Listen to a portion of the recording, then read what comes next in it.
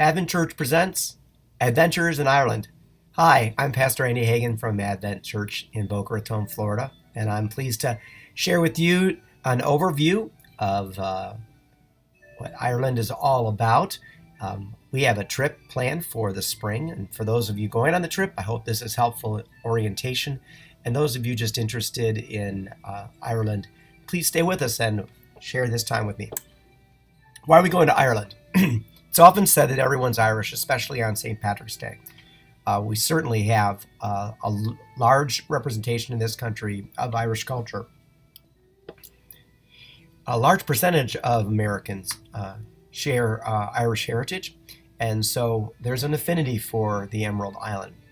Another reason that we're going is because of St. Patrick. St. Patrick was a remarkable missionary in the 4th century who came to Ireland and is credited with converting it and kicking out the snakes at the same time. Neither are quite true, but we'll get to that later. Celtic Christianity has been looked into by people recently as well. A certain take on Christianity that's not quite like the kind that was developed in strict Roman Catholic circles. And so we'll be exploring that as well. It's a very popular destination for Americans, 2 million. U.S. folks go there a year, and of course it is the place where you will get the freshest Guinness beer that you can. The Emerald Island, surprisingly for all of its influence, is only about the size of Indiana. So it's not a very large place, but it's had an outsized influence on Western culture and certainly on our country. It has a climate like Seattle, so if you like Seattle, you'll like Ireland. If you're not fond of misty, cool weather, then you probably better go to the Bahamas. But as an island, it's had a unique culture developed, at times quite isolated from what was going on in the rest of Europe. But as a result, the culture is fascinating, and many of us are familiar with aspects of it, but it'll be an opportunity to learn more. It's also less urbanized and developed than most of Europe, so it still retains beautiful rural stretches and landscape in Ireland. The ancient history of Ireland is that the first settlers in prehistoric times crossed ice bridges from mainland and made their way over there. They had a tribal lifestyle, and they, especially as time went by, gained more settlers from the Celtic race, which is a group of people that were very influential in settling much of Europe from the northern part of France. There's also significant contact during this time, surprisingly, with traders from places as far away as Spain and Africa. The Roman Empire does not conquer Ireland, despite spreading its influence. Despite spreading its influence over most of Europe, Julius Caesar is said to have decided that he was done in England and did not feel like going any further to this island of ice and snow. And so, uniquely of European countries, it was not Latinized and did not receive the same influence of Roman culture on Ireland as other European nations. The Vikings from Scandinavian countries frequently raided and took slaves and took plunder, but also, more significantly, they also remained. People from Ireland today, if they are to do their genetic testing, will be perhaps surprised to find, as a result of these invasions, very mixed lineage, including the Scandinavian and as far away again as Spanish influence. The Norman invasion certainly was significant, and eventually then the English conquest of Ireland, which has made it very much a country tied to its sometimes resented big brother of England and the United Kingdom. In the modern history of Ireland, the English rule began in 1541, where King Henry VIII decided that enough was enough with his pesky neighbor to the north, and he decided to take it over and run it. At the same time, of course, he brought along something that was relatively new, and that is Protestantism.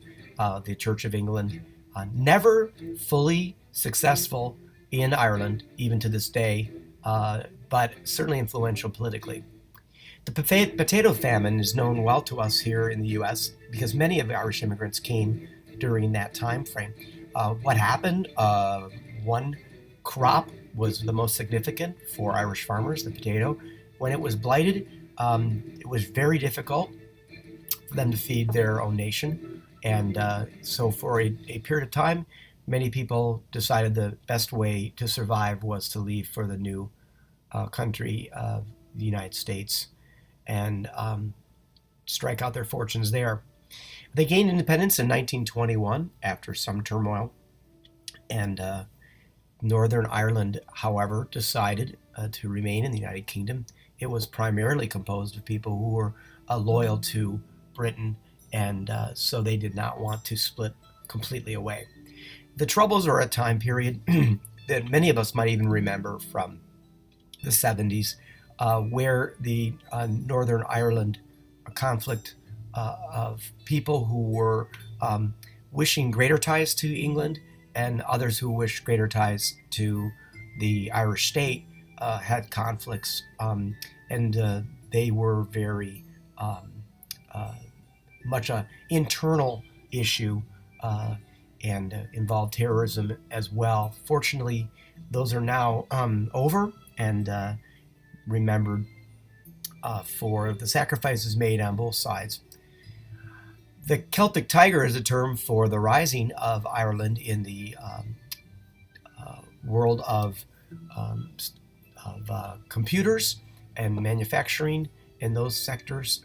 And although it's faltered some, it certainly has been one of the bright spots in the economy of Ireland, which is still relatively rural and limited to manufacture.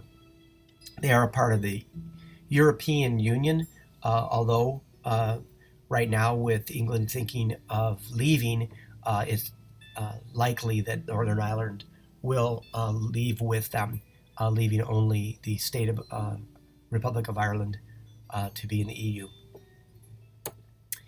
Faith in Ireland, so the main reason we're going is to explore how faith took hold in this country. Obviously, pagan roots. The old leprechauns are the sprites that trace back to their pagan roots. They're generally, like most pagan religions, gods of just about everything you can imagine, rocks and trees. The pagans especially believed in a thin space, it's called, in Ireland, places where there wasn't much difference between the natural and supernatural. In many of the places had Druid temples, and ironically then became sites for Christian pilgrimage. St. Patrick came to Ireland in the early 400s. He was first brought to Ireland from Britain as a slave, and was able to escape after 7 years, but felt called to be trained and then to come back and to share the Christian faith with the Irish. And he was very successful. Not the first Christian missionary, but by far the most successful. And St. Patrick, though he is from England, is considered the patron saint. We'll be looking into his life quite a bit.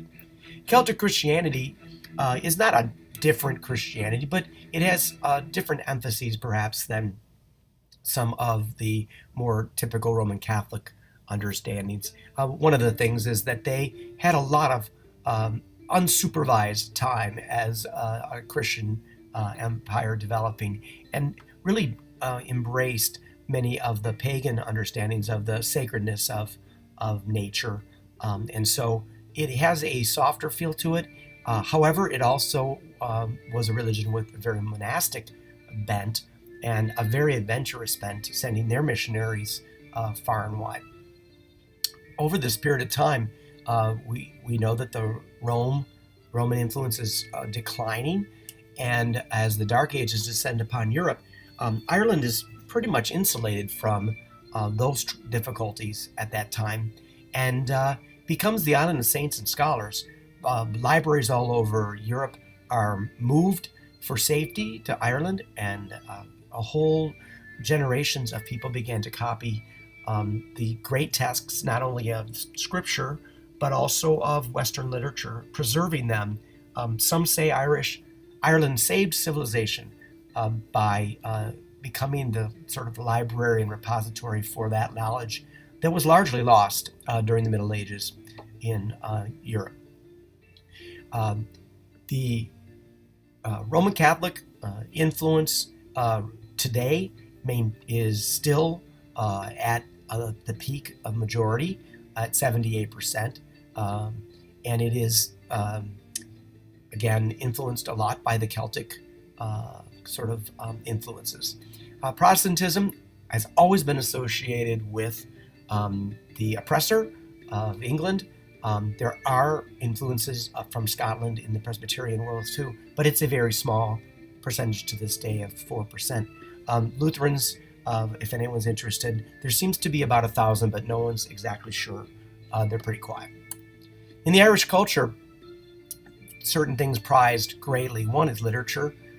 During the time of the Middle Ages in Europe, as I said before, much preservation of literature and copying, and new creations like the Book of Kells, which is a manuscript of the four Gospels, and it's illuminated, which means that there are drawings and the lettering is very ornate. This is considered one of the great treasures of the Middle Ages, and it was stolen briefly. The cover of the book was valuable, gold and jeweled inlaid, but fortunately the book was left behind and recovered. James Joyce is another one of the noteworthy people from Ireland. Although only 3 people are said to have finished Ulysses, it is certainly a type of literature that has influenced others in the world of writing. Celtic music, who hasn't enjoyed Riverdance, and who doesn't know U2? Their strong love for music to this day, the Celtic style, and a good old rock and roll. Irish are not into the same sports that we might see in the United States. Gaelic football is quite different. Hurling, soccer, and rugby are the favorites. And the pub culture and storytelling are hallmarks of Irish culture. Pubs are small, local. Bars would be probably the wrong word to use for them, because they're really a place of sharing and being together for people in villages, and still to this day an enjoyable place to meet people and share a pint. Our itinerary for this trip is that on Thursday, April 25th of 2019, we'll be heading off to the airport, flying to Dublin. We'll immediately on Friday transport to Drogheda and do a walking tour of that medieval city. On Saturday, we'll be in Belfast and do a guided tour of the North Ireland capital, and including the Titanic experience. This is where the Titanic was built. Sunday, the Hill of Slane, ancient ruins, and we'll end up in Dublin herself. On Monday, a day in Dublin, including the visit to the famous Book of Kells and the Guinness factory. On Tuesday, we're off to Tipperary, although it is a long way.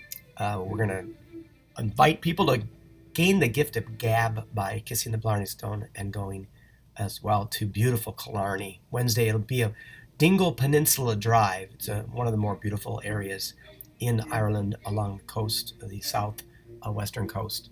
And for various family reasons, we need to go to Dingle. Thursday, the Killarney horse ride through the National Forest there. And there'll be opportunity for some golfing, don't you know? And, of course, shopping and sightseeing there. Friday, we're off to County Clare, the Cliffs of Moher, and our evening will be spent at the castle.